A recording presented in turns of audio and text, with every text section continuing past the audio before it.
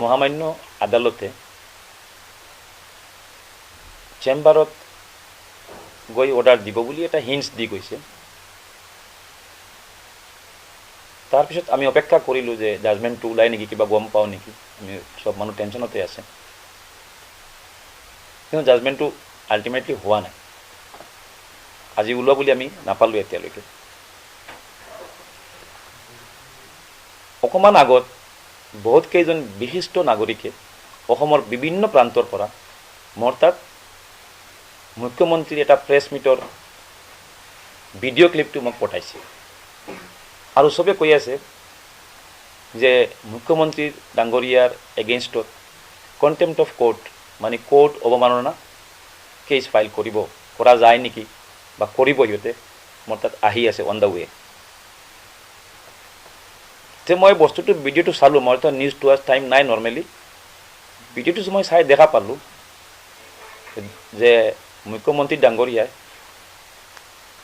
যিখিনি দেখা গ'ল, তেখেতে যেনেকুৱা ধুনীয়াকৈ কৈছে যে 12টা বজাৰ ভিতৰত যদি জাজমেণ্ট নাহে তেনেহ'লে ইলেকশ্যন এতিয়া ডেফাৰ কৰিব, বাতিল কৰিব, দেৰি কৰিব।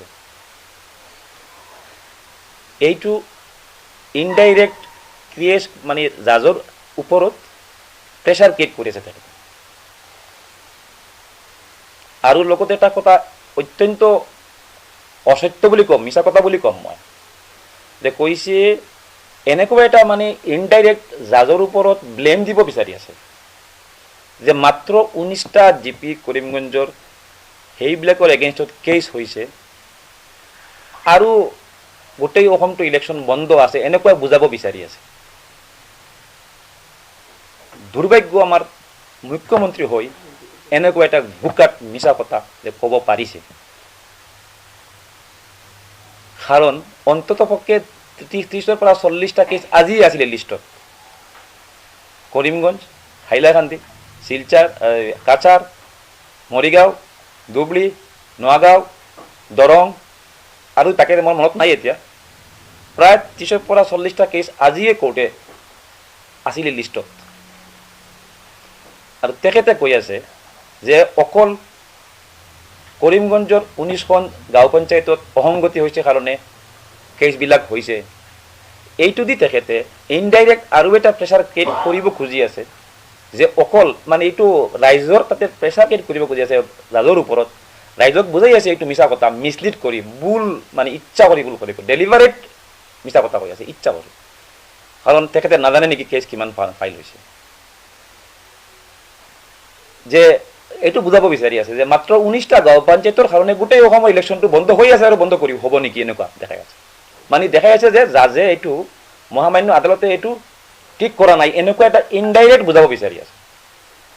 যিটো ডাইৰেক্ট ন্যায় বিচাৰ ব্যৱস্থাৰ ওপৰত ইণ্টাৰফেয়াৰ কৰা, যিটো দেখা ইলিগেল কণ্টেম্প্ট অফ কোৰ্ট হয় বুলি মই ভাবোঁ।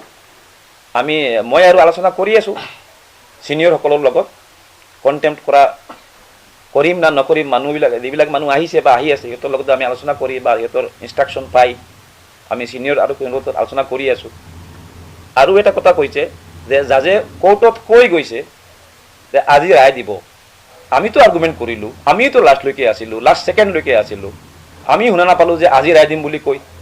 কোৰ্টে কৈছে হয় যে আমি চেম্বাৰত ইনষ্ট্ৰাকশ্যন ল'ম।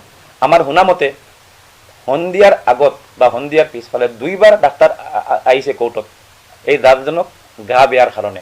2বাৰ তেখেতৰ অৱস্থা বেয়া হৈছে, 2বাৰ ডাক্তৰ মাছ শুনা কথা কৈছোঁ, মই দেখা নাই। বাট ৰিলায়েবল বিষয়টো সূত্ৰে পাইছোঁ তেখেতৰ গা বেয়া তৎসত্ত্বেও তেখেতে মানে 2বাৰ ডাক্তৰ ইয়াতে আহিছে শুনিছোঁ। তাৰ ওপৰত মহামান্য আমাৰ মুখ্যমন্ত্ৰীয়ে এনেকুৱা প্ৰেছাৰ ক্ৰিয়েট কৰি আছে যে 12টা বজা মোৰ ডিজিপি খাৰা থিয় হৈ আছে, ইলেকশ্যন কমিশ্যন থিয় হৈ আছে, মোৰ কিবা চব ডিপাৰ্টমেণ্ট খালি এনেকুৱা থিয় হৈ আছে, 12টা বজা নিদিলে আৰু ইলেকশ্যন নাপাতো।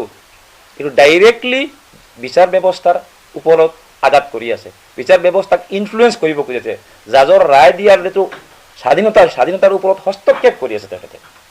যিখিনি মই যিখিনি বুজি পাইছোঁ, মানুহেও মোক কৈ আছে কেছ কৰিব, আমি আলোচনা কৰি আছোঁ যে এইটোৰ ওপৰত কেছ কৰা যায় না নাযায়।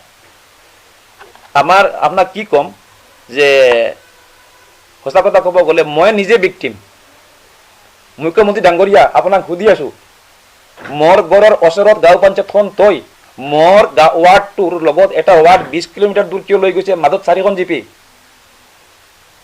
মই তাতে যাব গ'লে গাড়ী নাথাকিলে মই 3খন গাড়ী বদলি কৰিব লাগিব ইণ্টেৰিয়ৰ এৰিয়া মই হাইৱেৰ ওচৰৰ পৰা মোৰ গাঁওখন লৈ গৈছে ৱাৰ্ডৰ এটা পাৰ্ট বনাই দিছে 20 কিলোমিটাৰ দূৰত জংগলৰ ভিতৰত ডাঙৰীয়া চিফ মিনিষ্টাৰ আপোনাক কৈ আছো কিয় কৰিছে এইটো উত্তৰ দিব পাৰিব নেকি আপুনি আপুনি এইখন ঠিক কৰাৰ কাৰণে আমি যেতিয়া ৰিকুৱেষ্ট কৰিছিলোঁ অফিচাৰে ঠিক কৰিছিল আপুনি টেষ্ট অৰ্ডাৰ পাছ কৰিছিল নেকি খবৰ পাইছোঁ আমি সেই অফিচাৰৰ এগেইনষ্টত মই নিজে ভিক্টিম আমি সুপ্ৰিম কোৰ্টলৈকে যাম এইটো এৰি নিদিওঁ আমি মানে সীমা অতিৰিক্ত হৈ গৈছে একদম আপোনাক এইটো এটা এক্সাম্পল মাত্ৰ ক'লোঁ এনেকুৱা হাণ্ড্ৰেডছ অফ এক্সাম্পল আছে আজি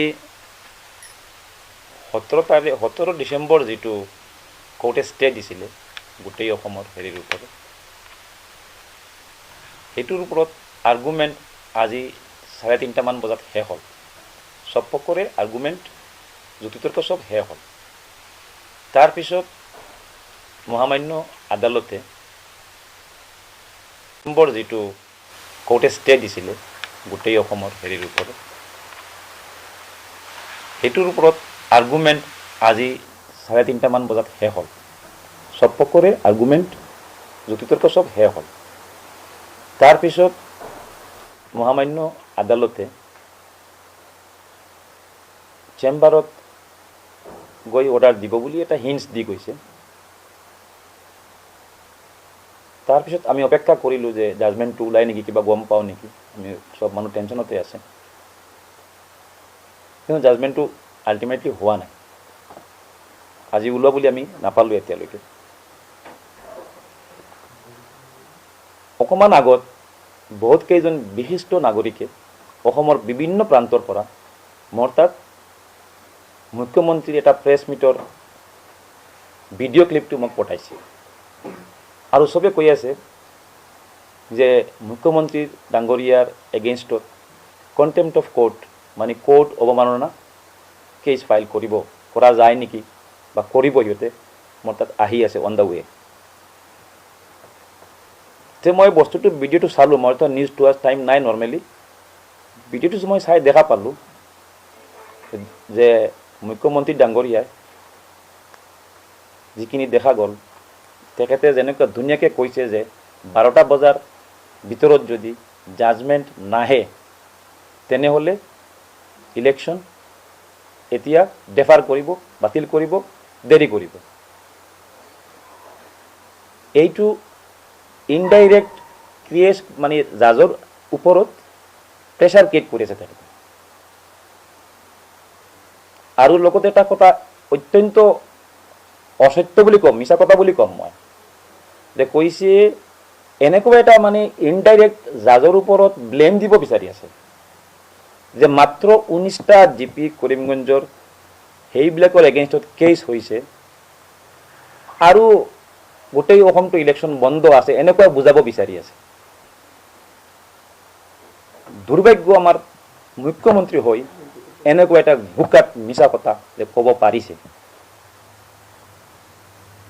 কাৰণ অন্ততপক্ষে 30ৰ পৰা 40টা কেছ আজি আছিলে লিষ্টত কৰিমগঞ্জ হাইলাকান্দি শিলচৰ কাছাৰ মৰিগাঁও ধুবুৰী নগাঁও দৰং আৰু তাকে মোৰ মনত নাই এতিয়া প্ৰায় 30ৰ পৰা 40টা কেছ আজিয়ে কোৰ্টে আছিলে লিষ্টত আৰু তেখেতে কৈ আছে যে অকল কৰিমগঞ্জৰ 19খন গাঁও পঞ্চায়তত অসংগতি হৈছে কাৰণে কেছবিলাক হৈছে এইটো দি তেখেতে ইনডাইৰেক্ট আৰু এটা প্ৰেছাৰ ক্ৰিয়েট কৰিব খুজি আছে যে অকল মানে এইটো ৰাইজৰ তাতে প্ৰেছাৰ ক্ৰিয়েট কৰিব খুজি আছে ৰাইজৰ ওপৰত ৰাইজক বুজাই আছে এইটো মিছা কথা মিছলিড কৰি ভুল মানে ইচ্ছা কৰি ভুল কৰিব ডেলিভাৰেট মিছা কথা কৈ আছে ইচ্ছা কৰি কাৰণ তেখেতে নাজানে নেকি কেছ কিমান ফাইল হৈছে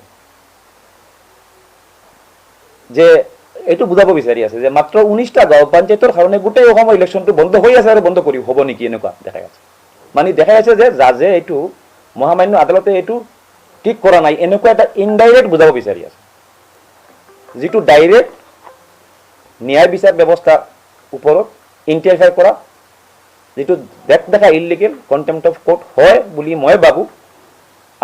মই আৰু আলোচনা কৰি আছোঁ ছিনিয়ৰসকলৰ লগত, কণ্টেম্পট কৰিম না নকৰিম, যিবিলাক মানুহ আহিছে বা আহি আছে সিহঁতৰ লগত আমি আলোচনা কৰি বা সিহঁতৰ ইনষ্ট্ৰাকশ্যন পাই আমি ছিনিয়ৰ আৰু সিহঁতৰ আলোচনা কৰি আছোঁ।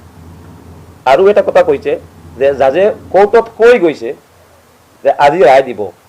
আমিতো আৰ্গুমেণ্ট কৰিলোঁ, আমিতো লাষ্টলৈকে আছিলোঁ, লাষ্ট ছেকেণ্ডলৈকে আছিলোঁ, আমি শুনা নাপালোঁ যে আজি ৰায় দিম বুলি কৈ। কোৰ্টে কৈছে হয় যে আমি চেম্বাৰত ইনষ্ট্ৰাকশ্যন ল'ম। আমাৰ শুনামতে সন্ধিয়াৰ আগত বা সন্ধিয়াৰ পিছফালে 2বাৰ ডাক্তৰ আহিছে কোৰ্টত এই জাজজনক গা বেয়াৰ কাৰণে। 2বাৰ তেখেতৰ অৱস্থা বেয়া হৈছে, 2বাৰ ডাক্তৰ মাতি শুনা কথা কৈছোঁ, মই দেখা নাই, বাট ৰিলায়েবল বিষয়ত সূত্ৰে পাইছোঁ তেখেতৰ গা বেয়া সত্ত্বেও তেখেতে মানে 2বাৰ ডাক্তৰ ইয়াতে আহিছে শুনিছোঁ। তাৰ ওপৰত মহামান্য আমাৰ মুখ্যমন্ত্ৰীয়ে এনেকুৱা প্ৰেছাৰ ক্ৰিয়েট কৰি আছে যে 12টা বজা মোৰ DGP খাৰা থিয় হৈ আছে, ইলেকশ্যন কমিশ্যন থিয় হৈ আছে, মোৰ কিবা চব ডিপাৰ্টমেণ্ট খালি এনেকুৱা থিয় হৈ আছে, 12টা বজা নিদিলে আৰু ইলেকশ্যন নাপাতো। কিন্তু ডাইৰেক্টলি বিচাৰ ব্যৱস্থাৰ ওপৰত আঘাত কৰি আছে, বিচাৰ ব্যৱস্থাক ইনফ্লুৱেঞ্চ কৰিব খুজিছে, জাজৰ ৰায় দিয়াৰ যিটো স্বাধীনতাৰ ওপৰত হস্তক্ষেপ কৰি আছে তেখেতে। মই যিখিনি বুজি পাইছোঁ, মানুহেও মোক কৈ আছে কেছ কৰিব, আমি আলোচনা কৰি আছোঁ যে এইটোৰ ওপৰত কেছ কৰা যায় না নাযায়। আপোনাক কি ক'ম যে সঁচা কথা ক'ব গ'লে মই নিজে ভিক্টিম। মুখ্যমন্ত্ৰী ডাঙৰীয়া, আপোনাক সুধি আছোঁ, মোৰ ঘৰৰ ওচৰত গাঁও পঞ্চায়তখন তই মোৰ ৱাৰ্ডটোৰ লগত এটা ৱাৰ্ড 20 কিলোমিটাৰ দূৰ কিয় লৈ গৈছে? মাজত 4খন জিপি। মই তাতে যাব গ'লে গাড়ী নাথাকিলে মই 3খন গাড়ী বদলি কৰিব লাগিব।